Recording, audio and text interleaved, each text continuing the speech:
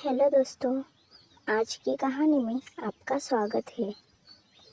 एक बहुत ही खूबसूरत गांव था जिसका नाम था बीरनगर।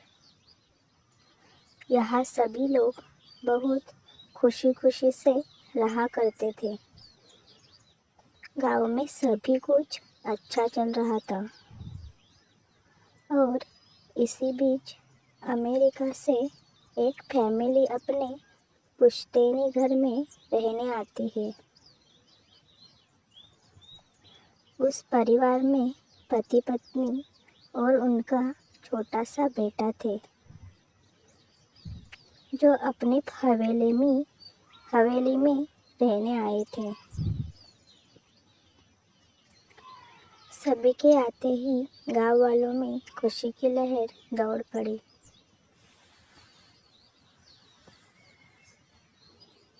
क्योंकि यह फैमिली कोई और नहीं बल्कि इसी गांव में रहने वाले एक पुराने जमींदार की थी।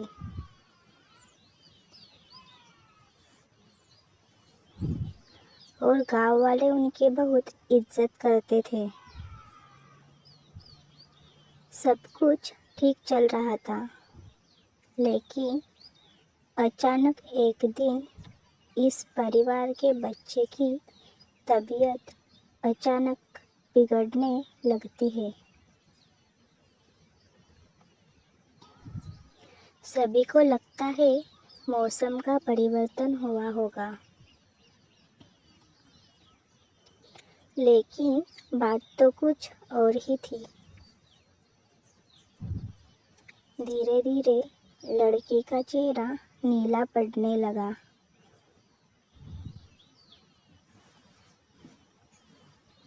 आनन फानन में परिवार ने डॉक्टर को बुलाया और डॉक्टर को भी कुछ समझ नहीं आया, तो उसने पास में ही बने एक हॉस्पिटल में उन्हें स्वास्थ्य परीक्षण के लिए आमंत्रित किया,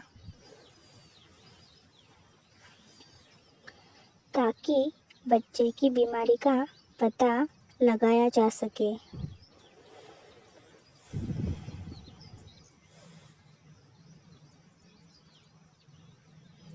परिवार ने डॉक्टर की सलाह अनुसार हॉस्पिटल जाना जरूरी समझा।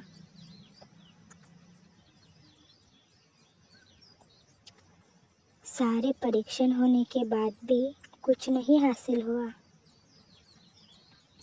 जैसे ही सारा परिवार गांव पहुंचा, तो गांव के कुछ बुजुर्गों ने बच्चे की हालत देखकर उन्हें ओझा के पास जाने को कहा।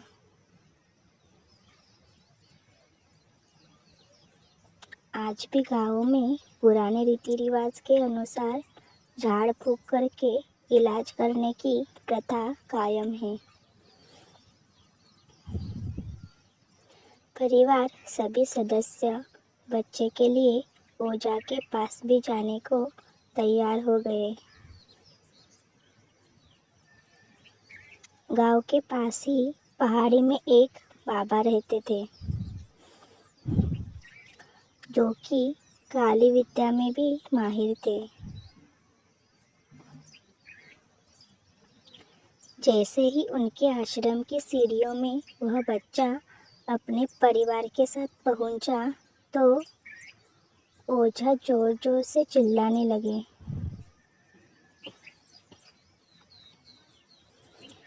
तू क्यों आई है? इतने बरसों के बाद भी तेरा बदला शांत नहीं हुआ। यह सब सुनकर बच्चे के माता पिता और गांव वाले दहशत में आ गए।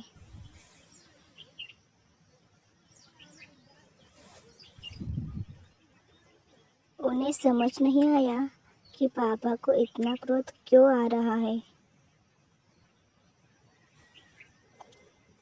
जबकि उन्हें अभी तक कोई बात बताई नहीं गई। लेकिन बाबा तो काली माया में पारंगत थे। इस वजह से उन्हें रूहानी ताकतों को पहचानना आता था।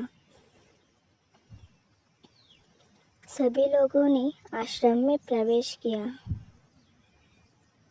लेकिन बाबा ने केवल उस बच्चे को पास आने को कहा।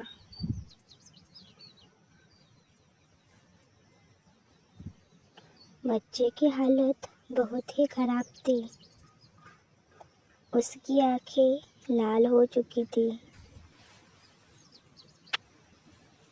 उसका शरीर नीला दिखाई पड़ रहा था और उसके शरीर का तापमान आम बुखार से कहीं ज़्यादा था।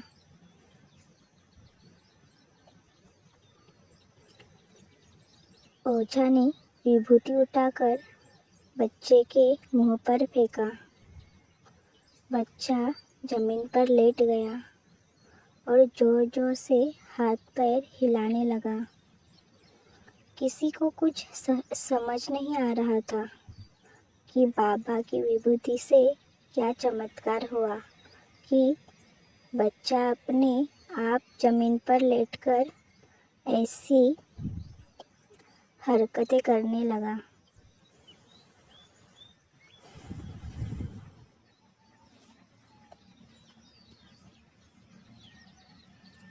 तभी अचानक बच्चा अपने पैर की उंगलियों के बल खड़ा हो जाता है और बहुत ही खूंखार औरत की आवाज़ में ओझा को उसके पुराने नाम से बुलाया।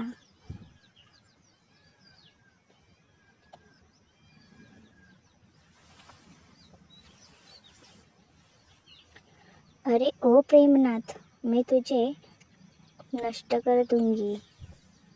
लड़के का ऐसा स्वर सुनकर उसके माँ बाप घबरा गए। लड़के को इस अवस्था में देखकर उन्हें कुछ समझ नहीं आ रहा था कि ऐसा क्यों हो रहा है। तभी ओझा ने एक मंत्र पढ़कर बच्चे को अपने काबू में किया।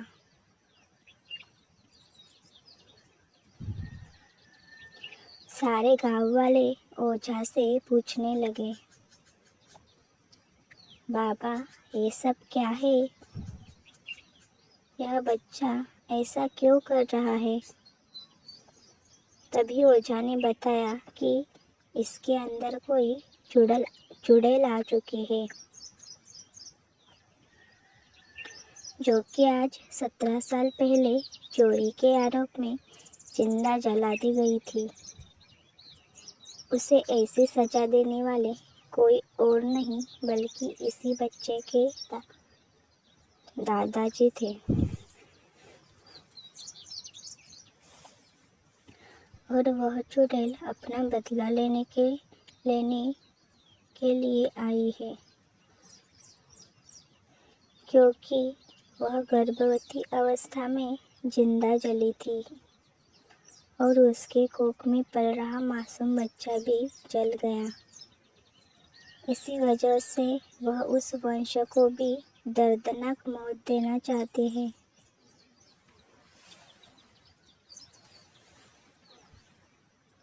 ताकि उसका बदला पूरा हो सके। ये सारी कहानी जानने के बाद उसके परिवार वाले ओझा के सामने गिड़गिड़ाने लगे